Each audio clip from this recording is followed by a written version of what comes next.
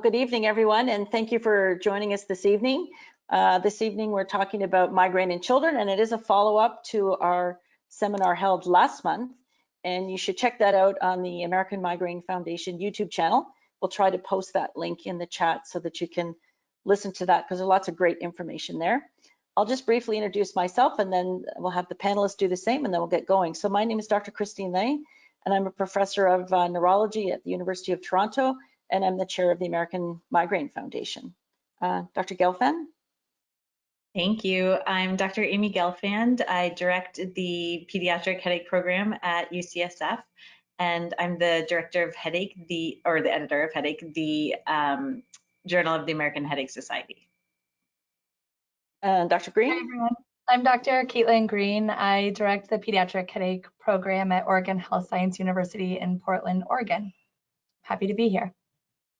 Excellent. Okay, well, thank you for joining us, everyone. And I think it's a really important topic for us to go over. We'll try to get through questions. If you do post something, I'll try to make sure I keep an eye on the question box. So we'll just begin sort of with an overview first. I guess we'll start with you, Dr. Gelfand. So, you know, people want to know, how prevalent is migraine in children? Yeah, migraine is very prevalent in children. So the way I think about it is that the prevalence goes up over a child's lifespan and into teenage years. And by age 10, the prevalence is about 5%, which means about 1 in 20. So by 4th grade, there's a kid with migraine in basically every classroom on average. And as they go through adolescence, the prevalence is going up towards what we see in adults, where it's 18% in women and 6% in men. Before they hit puberty, boys and girls are equally likely to be affected, but as they're coming through puberty and into adulthood, we start to see that divergence where girls and young women are more likely to have migraine than men and boys. And I think that's important because it's often discounted in children, right? So, and Dr. Greene, you know, our audience has a question about, what does migraine look like when it first presents? Let's say perhaps it's a young child. What does it look like? Yeah, so we often think of migraine as a problem of older children, like adolescents and adults, but it can definitely affect younger children too. As Dr. Gelfand said, 5% of kids before the age of 10 will have migraine.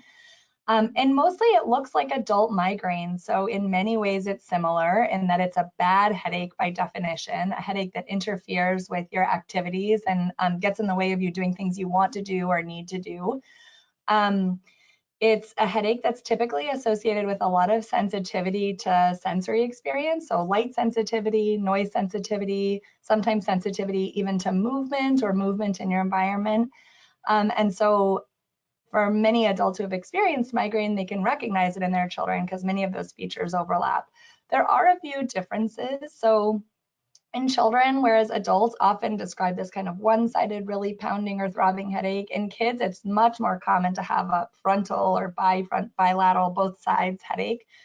And the other thing that's sort of different in kids, especially younger kids who might not have the verbal skills to really be able to describe what they're experiencing, it can be hard to describe something like sensitivity to light or noise. And so we often have to infer those things or try to determine those things based on how kids are acting. So if your kid wants to be kind of left alone in a dark, quiet room because they have a headache, that might suggest that they're sensitive to light or sound. If they feel like they don't want to eat much, their appetite is low, or they're complaining of tummy aches, that might be a suggestion that they have nausea with their headaches, even though they're not able to say nausea per se. So those are some kind of important key differences between kids and adults. And it can look different. And I think if you're a parent with migraine, certainly you can relate a little bit, but sometimes as a parent, you don't have migraine. Maybe Dr. Gelfand, you can give us a little bit of a background on what might be happening in the brain. I think, you know, people used to think, oh, well, the blood vessels are expanding and shrinking, but there's a lot more science now. So what do we think is going on in the brain that might lead to a child presenting with those kinds of symptoms? Well, migraine is fundamentally a genetic disorder, and so generally speaking, a person inherits the genetic predisposition for migraine. And I think of that meaning that the brain gets wired up to be more sensitive to stimuli, both during attacks and in between attacks. And we still don't totally understand what sets off an attack. We have some hints about attacks might start with events in the hypothalamus, this part of the brain that's involved in regulating our sleep-wake cycles, our appetite, our mood, or connections between the hypothalamus and a part of the brain stem, the lower part of the brain. But something happens that initiates an attack. And then from there, the person starts to experience those hypersensitivity symptoms that Dr. Greene was just mentioning, where lights seem brighter than they really are, sounds seem louder than they really are. Those are some of the external stimuli that seem amplified, but also internal stimuli can seem amplified. Just normal movement may be creating vertigo, this illusory sense of movement, or nausea. And so there's quite a bit that starts to be perceived, even though the actual inputs are unchanged. Mm-hmm. And I think along those same lines, it's important for parents to kind of dig a little bit in their family history. So when they know a bit more, because sometimes, well, I don't have migraine and my husband doesn't have migraine, but in fact, they may very well have migraine. They just were never told, or maybe it's in, you know, the husband's mother or something. So I think it's important for parents to think about that a little bit. So back to you, Dr. Greene. So let's say, you know, you think your child is having migraine, or the child's been diagnosed. What do you tell your child? Because they might be scared they're having this very bad headache pain. So I think, first of all, it's important to recognize, I think that children are often actually pretty good at recognizing what they're experiencing, probably more than we often give them credit for. So talking to them about what the headache feels like to them can help sort of understand what's going on from their standpoint. But I usually do try to provide reassurance that there's not something dangerous or worrisome causing the headache, that it's something that is just a difference in the way their brain is processing pain. Right. And I think same as in adults, I treat adolescents as well, but I tell them there's like a filter in their brain, and for whatever reason, the filter isn't working quite right during a migraine attack. So nobody made the light brighter or the sound louder, but now your brain can't cope. So that sometimes helps them understand. Yeah, I think that's a really good way to put it. We have, just have questions. Dr. Gelfand, go ahead. I was going to say, I do something similar where I say, you know, if you concentrate, you can feel your sweater on the back of your left shoulder. But 99.9% of the time, your brain is filtering out all of that sensory information that's coming in because it's just not relevant. But the filter can fail when migraine is active. And so I think it's a really apt analogy. Or the child doesn't want to wear their hat because it feels super tight, and the parent doesn't understand. Well, it's the same hat you wore yesterday. What do you mean all of a sudden today it's too tight? So it's important for parents to understand that. We have a question which I'll take because it might fit in here a little bit. So the question is, what is the relationship between epilepsy and migraine? And then the follow-up is it possible for an adolescent who has epilepsy to become migraine free? I don't know if either of you have thoughts on that. Maybe we'll take the first part, the relationship between epilepsy and migraine. Yeah, I mean, the thing that comes to mind first is that I think most of the relationship is between migraine with aura and epilepsy, where these are two disorders of episodic hyperexcitability of the brain, and where electrical waves can be spreading either in a seizure or for cortical spreading depression for migraine aura. I think that's where epidemiologically most of the overlap is. Certainly, in child neurology, we take care of children who have epilepsy who are migraine free. So I'm not 100% sure if I follow the second part, but maybe it's kids who have both epilepsy and migraine. Is it possible to have the migraine treated to the extent that they're not having attacks or not having frequent attacks? And that I think certainly would be possible with effective treatment. I think so. I think probably Dr. Greene, you would agree with that based on the medications we use. So I can't think of necessarily a reason that having epilepsy would prevent them from responding to treatment in the same way. Maybe particular treatments, but usually I think there's other things that we can try that can be helpful. Right. Okay, thank you for that question.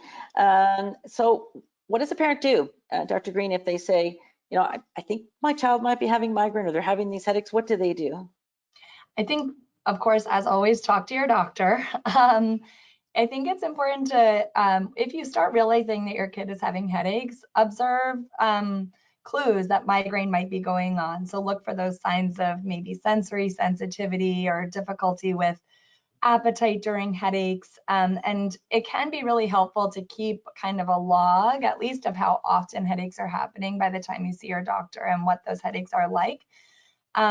It's also, like you said before, I think a good time to pay attention to whether anyone else in the family might have headaches and think about whether there's any genetic predisposition to migraine that might have been not recognized to that point, because that really helps give us some clues to diagnosis when you come in to see the doctor as well. And I think probably the doctor will use those same clues to make the diagnosis. So it's important for the parent to have good information. And I think the diary is so often underutilized. And I tell my adult patients, they don't have to be obsessive with every single detail. Often a calendar, and if an adolescent is having her menstrual cycle perhaps, or a poor night's sleep, but you don't have to make it so detailed that you go crazy trying to keep the diary. So Dr. Gelfand, maybe you could tell us a little bit about your research, because we have a question about what is the connection between migraine and infant colic? Right. So infant colic is excessive crying in an otherwise healthy and well-fed infant. It tends to start in babies who are about 2 weeks of age, and it peaks around 5 to 6 weeks of age and tails off by the time babies are about 3 months old. And colic affects somewhere between 5 and 20% of babies on average. And in our group's research, what we found is that babies who are colicky are more likely to go on to have migraine in childhood. And sort of the extension of that is moms who have migraine are more likely to have a baby who's colicky. And I think this comes back to the genetic nature of migraine, that if the baby has inherited migraine genetics, their brain may be wired up to be more sensitive to stimuli. When they're coming out into this new world with so many new touch, sound, smells, all kinds of new things to encounter, their brains are really ramping up in their acuity and their ability to be able to perceive all of those stimuli. I think it can be fairly overwhelming. And one of the things that's really interesting to me about colicky crying is that it happens at the end of the day. It's not something, these babies are feeding all the time. They're feeding every 2 hours around the clock, but colicky crying really happens in the evening. And I think of it as they've been experiencing all of these stimuli all day long, and they're just done, and sort of expressing that through inconsolable crying. And so that's where I think the connection comes in, and it can be helpful if you're the pediatrician seeing, let's say you're seeing a 6-year-old who's coming in for episodic headaches. You can ask about a history of infant colic to help maybe refine the diagnosis. And on the other end, if you're seeing the baby who has colic, a couple things you can do. You can say to the parents, this isn't anything you did. You're not parenting wrong. This is something that's just a genetic manifestation, perhaps, of migraine. Colic is a time-limited phenomenon. It's going to get better. And when your child's a little bit older, if they do start to have headaches with these other associated symptoms like sensitivity, nausea, etc., don't delay. They may be having migraine. Come on in and we'll sort out the correct treatment for your child.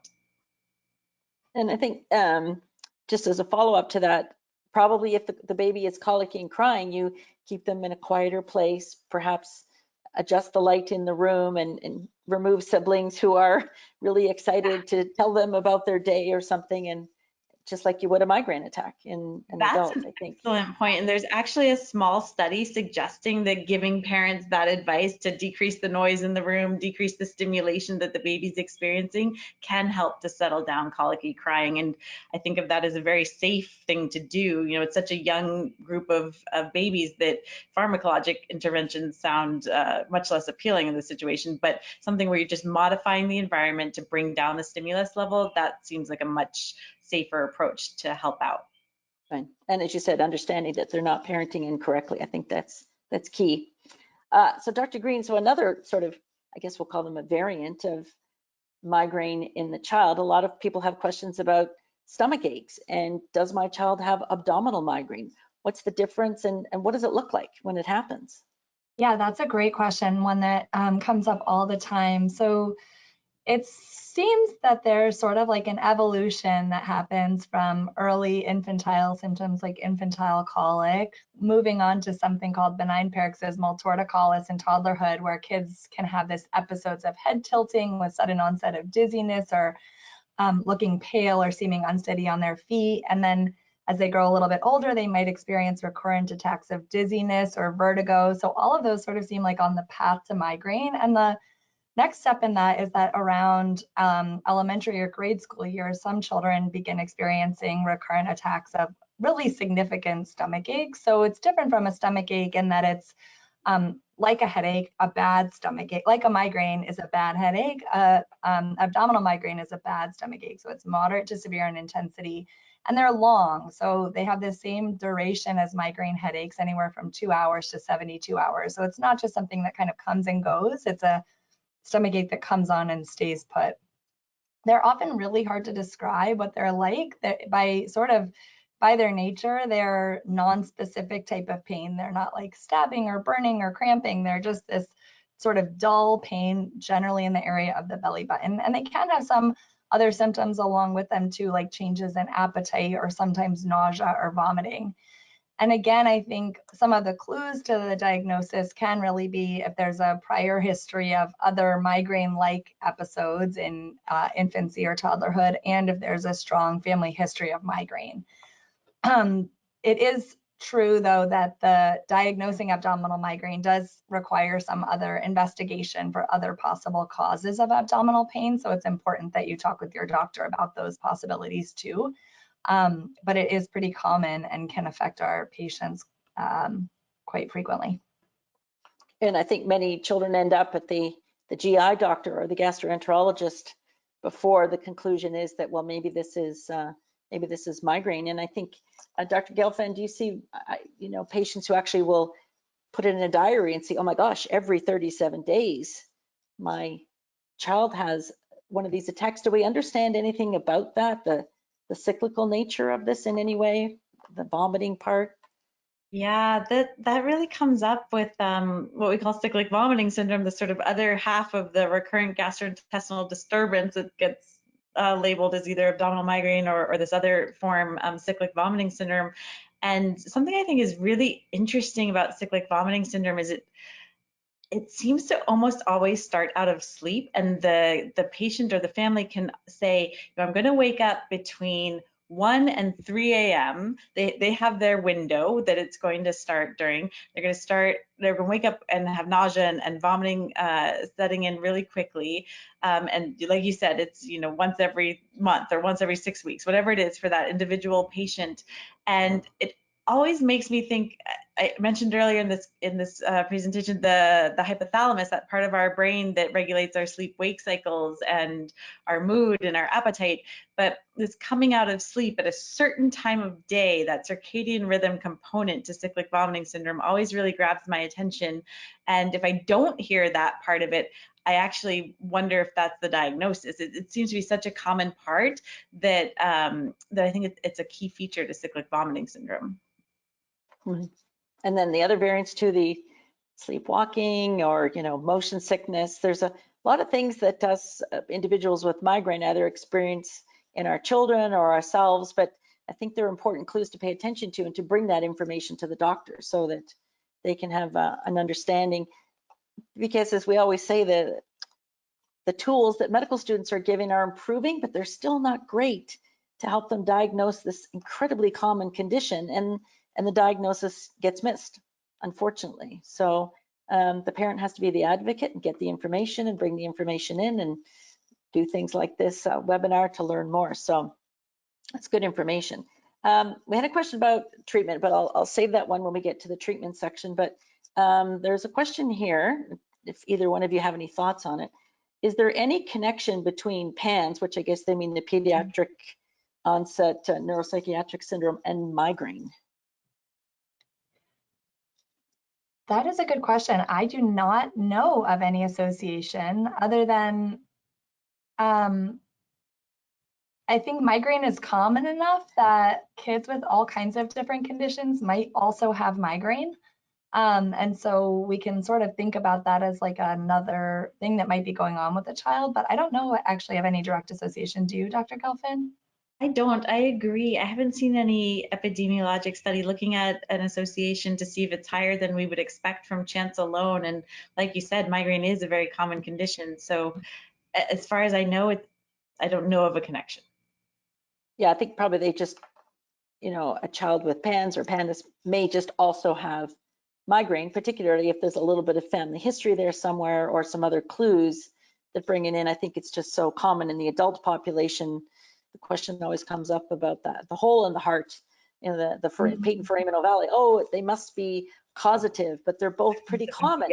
So you see them in the same individual. So I think that's probably what that relates to.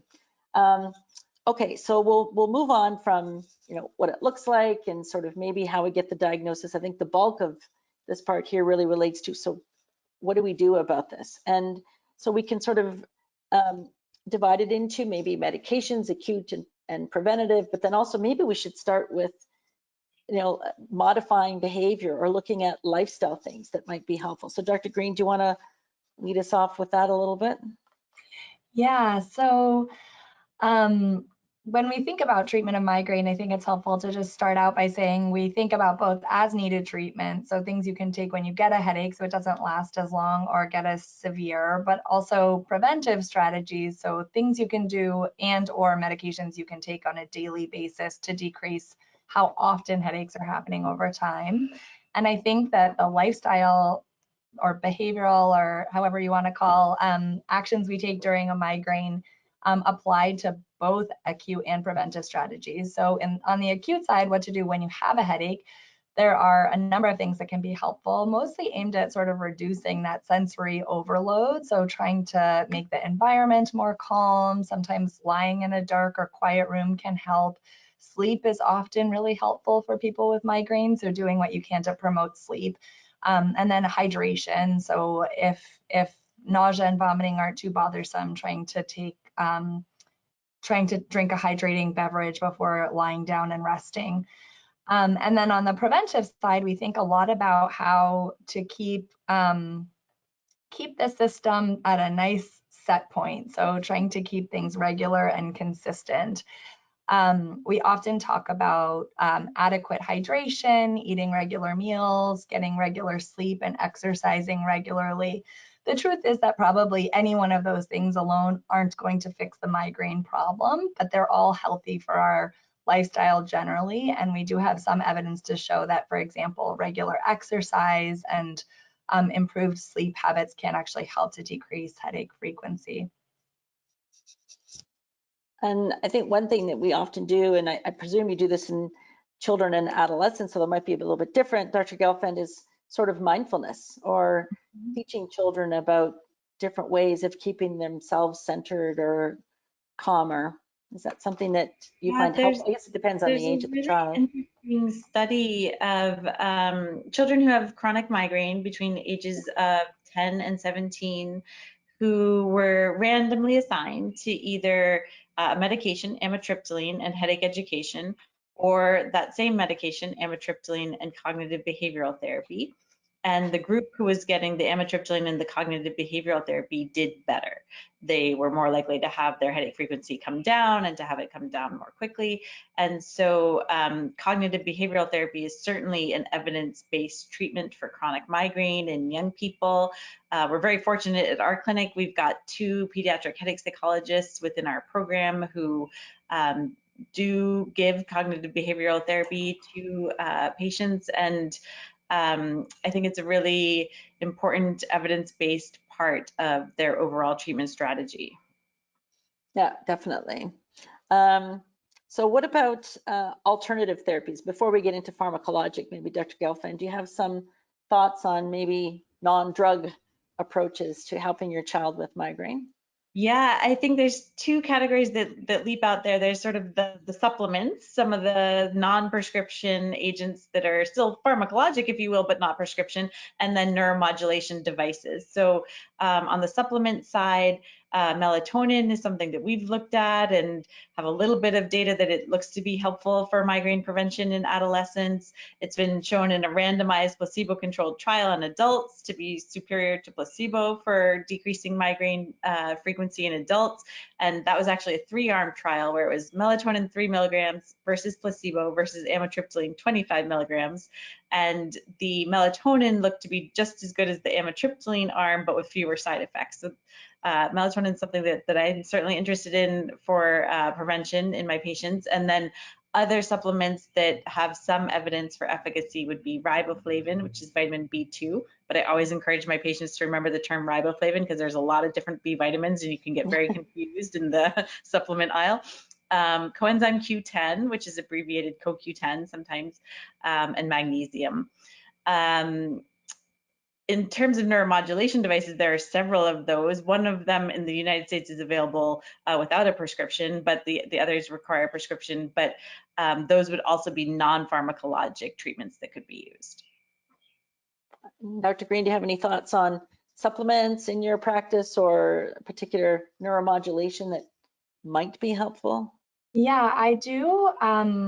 If somebody's having headaches often enough that they need to be on a preventive medication to try to help decrease how often headaches happen, I actually really do use supplements as like the first line of treatment because I think that their evidence that they help is almost as good or as good in some cases, as Dr. Gelfand mentioned, as some of the prescription medications, and they're generally really safe without side effects. So our goal is always to help decrease headache frequency, but not do so at the risk of like adding more problems or adding side effects.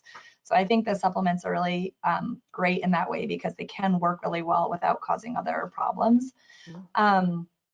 And neuromodulation devices, I also really like to use. The biggest challenge with using them, as many people find, is that they're not often covered by, actually, they're never covered by insurance companies. And so they can be quite expensive. So I really do end up using those more for cases where traditional medication approach doesn't work or causes problematic side effects.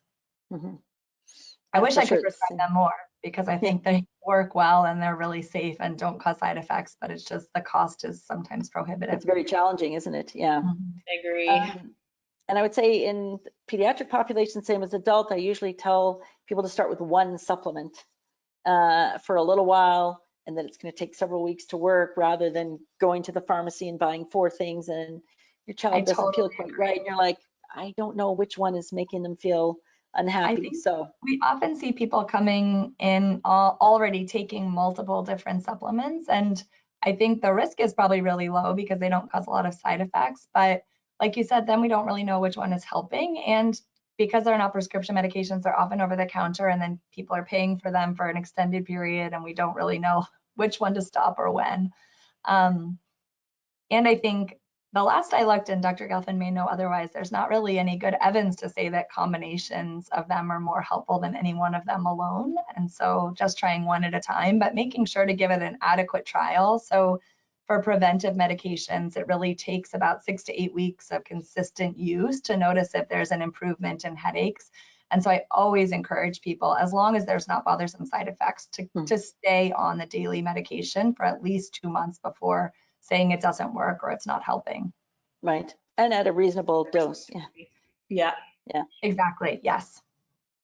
So we'll move into prevention, and there were 2 questions related to treatment.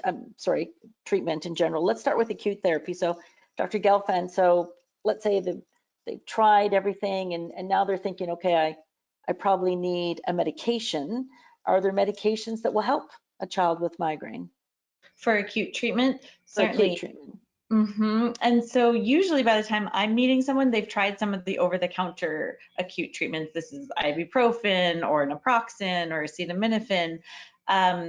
And if those things are not helpful or in isolation are not helpful enough, then we would be thinking about other options. Again, neuromodulation devices could be an option here, but that same problem of they're not covered by insurance. The Other prescription option that comes up most commonly would be the triptans. That's a class of migraine-specific acute medication. There are 7 different triptans available, and some of them come in multiple forms. It might be a pill or a nose spray or a shot that you can do. And so triptans would be usually the first, in my mind, the first line prescription acute medication that I'd be thinking about for young people who have migraine attacks that don't respond or don't respond adequately to NSAIDs, over-the-counter things like ibuprofen and naproxen. And there are a number of these that have been studied in children. So for example, rizatriptan is FDA labeled all the way down to age 6. And the nasal spray formulation of zolmitriptan is labeled for 12 to 17-year-olds. Almotriptan, the tablet form, is labeled for 12 to 17-year-olds. And the combination of sumatriptan with naproxen is labeled for adolescents as well. That said, I use all 7 of them in my practice, and sometimes there's a little bit of trial and error to find out which triptan might work best for somebody, which triptan is best tolerated for an individual. In adults, we know that combining naproxen with sumatriptan is more likely to help somebody be headache-free by 2 hours and less likely to have a recurrent headache in the following 24 hours. I extrapolate that into my practice too, and I extrapolate it to all triptans. And so if they don't have a contraindication to combining an NSAID with a triptan, I usually encourage them to try to combine those things to get the most out of them. So that's usually where I start. If we've tried a couple of triptans and we haven't found the right thing, one of the things that's just really great in the last few years is we have more options than we used to. And now we also have this newer class of medications, the gepants, that are blockers of the receptor that this protein peptide, calcitonin gene-related peptide that it binds to. We have several different gepant options that can also be used for acute treatment. This is off-label use, but we certainly do it in our pediatric headache program. Getting them covered by insurance can be a challenge. Usually somebody has to have tried at least 2 triptans before we're able to try to advocate for that. But that can be another really great acute treatment option, I think, for people who don't respond to triptans, because some people don't. Mm-hmm. And I think same again as in adults, treating early, right? Sometimes a patient will say, oh, it kind of helped. When did you take it? Oh, I waited till I was sure. Or the parent's like, I wasn't sure. So treating earlier, I think, makes a big difference too. So that was great. I would also add that one thing I learned from Dr. Gelfand is also making sure to treat the nausea component of headache too. So a lot of people have aspects of their migraine that are not just the headache pain, but also the nausea that can be really bothersome. So offering patients an anti-nausea therapy is sometimes also helpful just to get through that migraine attack. And we want to get rid of the whole migraine, not just the headache pain, but the light, sound sensitivity, nausea, what we call now in research the most bothersome symptom, right? So that's a great point, Dr. Greene. So next, we'll go on to preventative therapy. And just before we dive into that, there was a question earlier about someone has a teenage child with migraine, and the doctor said, you need a preventative, but the teenager doesn't want to do it. So before we get into what we could try for prevention, what might you say to a teenager who's saying to you, Dr. Greene, I don't want to take something every day? On the preventive treatment side. Yeah. I think this is a tough question because we know migraine is a primary headache diagnosis, meaning the headache in and of itself is the problem. It's not caused by or secondary to something dangerous to the brain. I think it really is up to the adolescent how aggressive they want to be about treating their headaches. And I usually try to emphasize that, or encourage the adolescent to think about like how much is the headache really interfering with their life. If they have a really frequent headache, but they're still able to go to school and see their friends and do things that they want to be able to do, like go to see a movie, that's one thing. And maybe they don't need to take a medication or they don't want to take a medication. But if they really feel like migraine is interfering with their life and preventing them from doing things they want to do, then that might be a reason to think about doing something more active about taking care of their migraine. Mm-hmm. That's a great point. Just how bothersome is it and how much it impacts their I always say I'm never going to tell you have to take a medication for your migraine, because I don't think that, like I said, I don't think the migraine itself is likely to hurt them. So it really depends on their choice about it. And What do maybe you as think, both Dr. of you said, Gelfand? Do you approach that the same way? 100%. I mean, I think it really does have to, especially with adolescents. I mean, I really think it has to come from what they feel is right for them. And thinking about this situation, there are a couple things that come to mind. One is if I could come up with an option that's dosed once daily instead of twice daily, I think about what's going to make it easier for somebody. I would also want to make sure that I'm offering choices. I think that it's really hard to say, okay, I need you to take this medication. But if I can say, okay, I think these 3 options would all be great for you, and here's their particular pros and cons. Does one grab your interest or feel better for you? If you're also having trouble sleeping, maybe we'll talk more about melatonin, or maybe we'll talk more about amitriptyline.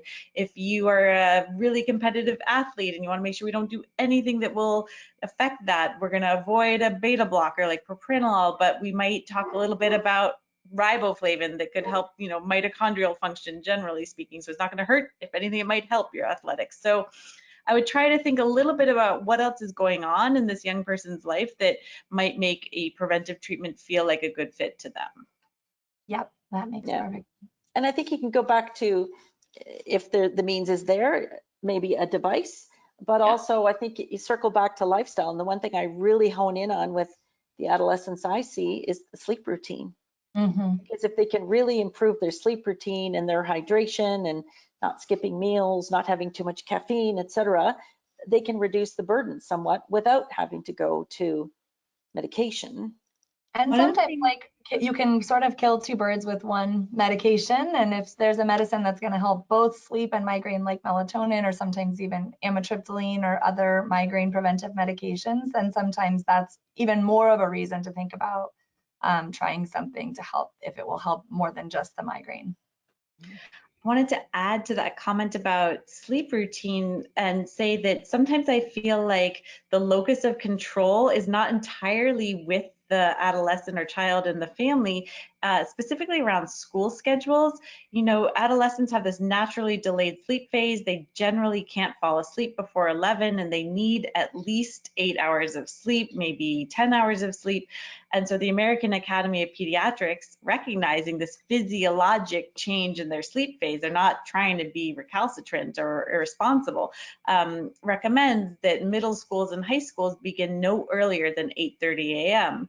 But many schools don't follow that AAP guidance, and they're asking kids to be at school at 7:30 in the morning, and they might have to catch the bus when it's still dark out. That would be like asking me to wake up for work at 4:30 in the morning, and it's really hard for them, and it makes it really, I think, almost impossible to get adequate sleep. And so since we're on the AMF discussion here and talking about advocacy too, I just want to put that out there that school boards and state legislatures, I think, really need to look at this too to help young people with migraine. And it also helps improve attendance and decrease the number of car accidents and improve their grades if you're actually following these AAP guidelines and starting your middle schools and high schools no earlier than 8:30. And in the state of California, it's the first state to actually adopt a law that high schools will start no earlier than 8:30 starting in this next coming school year, 2022 to 2023. So sometimes these, what we call lifestyle, may actually be a broader societal issue. And that's a great point. Advocating, going to the school. Maybe your state hasn't made the rules yet, but maybe you can. Most of us, I think, treating patients in this field think that getting to school, getting to work are much better than going on disability or not going to school, for example. So if you can work with your school to say, hey, you know what, my child needs to show up at 8:30 or 9. So how can we work together? How can we do that? And I think people in the medical community are more than willing to write letters of support to help the parent to advocate with the school. Yes. Yeah, or provide letters that say, hey, they need to take this medication. They need to take it early, don't make them finish class before they can go get the medication from the principal or the nurse or whatever. So, yeah. Yeah, we and our psychologists spend a lot of time talking about school and how to help with school. And I would definitely encourage you to talk with your doctors about that too. There's also a really big effort from the Coalition for Headache and Migraine Prevention, CHAMP, called Migraine at School, and they have a nice website, migraineatschool.org, that talks about resources for your children who are dealing with migraine and how to best approach the challenges that come with school. So yeah, you need guidance, and there's many websites, including, as you said, AMF. There's the standard letters you can kind of take and copy and work on. It's an AMF important also has great thing resources, not to be missed. Yeah. So beyond just sort of the medication itself, there's a question from someone. They have a child with autism who really has struggled or resists swallowing pills. I know many teenagers who just don't like to swallow pills. So what might be an option for them? I'm thinking some of the supplements do come in a liquid or dissolvable. Yep, there's the supplements have a lot of options. There's powder supplements that you can mix into drinks. There's gummies or chewables. Melatonin comes as a chewable tablet or a gummy or a chocolate. So sometimes we can convince kids to take a medication that's a chocolate. There's also liquid versions of a lot of medications, and some medications also come as like sprinkles and capsules that you can empty into food. So there's a lot of different options and ways of getting medication when swallowing pills is challenging. Mm-hmm. And with the as needed medications, as Dr. Gelfand said, there's also a lot of options there. So nasal sprays or powders or injectable versions. So I never think of not being able to swallow pills as like a barrier to being able to treat migraine.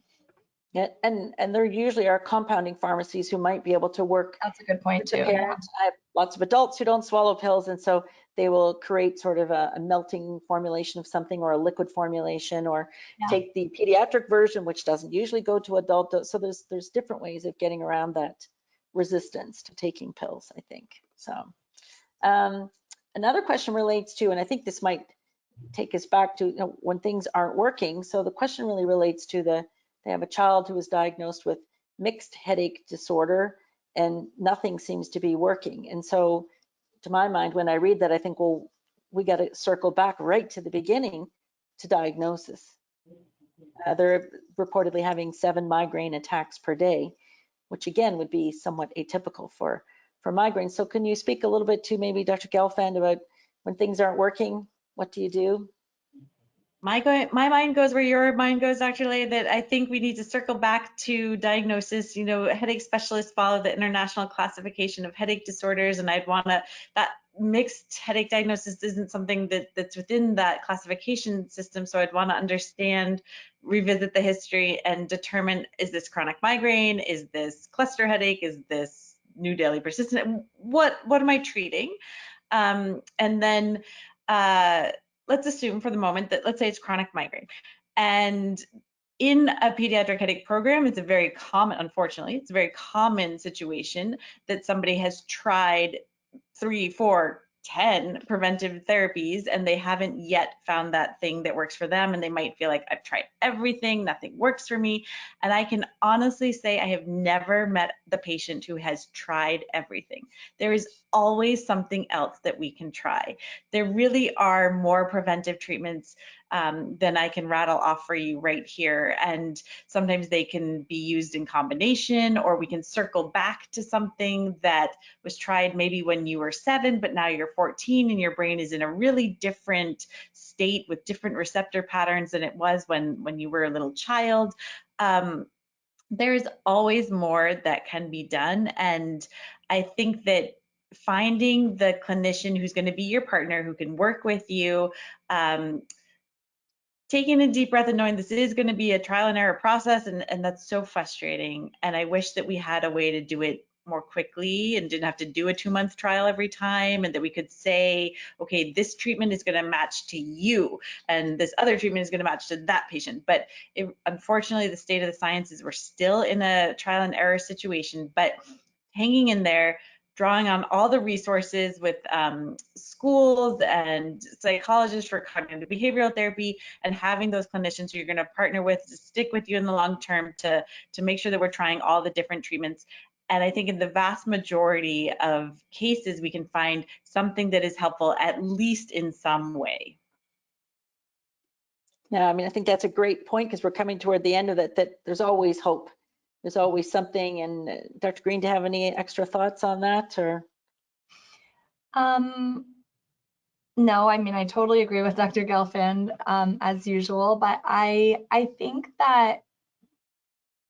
it's okay also to recognize sometimes that, like Dr. Gelfand says, it takes time and it can be really hard to find the right combination of treatment. And